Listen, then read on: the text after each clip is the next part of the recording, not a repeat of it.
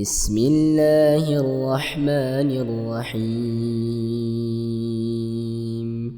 إذا السماء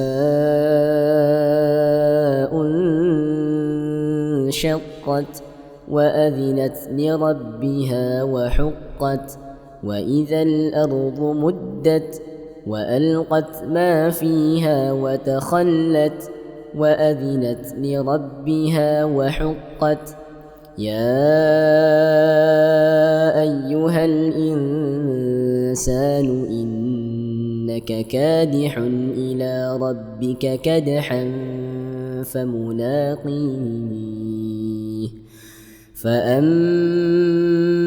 من أوتي كتابه بيمينه فسوف يحاسب حسابا يسيرا وينقلب إلى أهله مسرورا وأما من أوتي كتابه وراء ظهره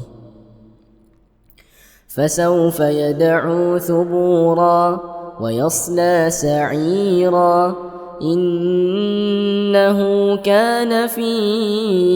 أهله مسرورا إنه ظن أن لن يحور بلى إن ربه كان به بصيرا فلا أقسم بالشفق والليل وما وسق والقمر إذا اتسق لتركبن طبقا عن طبق فما لهم لا يؤمنون وإذا قرئ عليهم القرآن لا يسجدون بل الذين كفروا يكذبون والله أعلم بما يوعون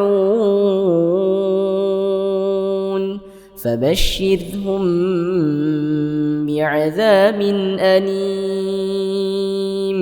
إلا الذين آمنوا وعملوا الصالحات لهم أجر غير ممنون.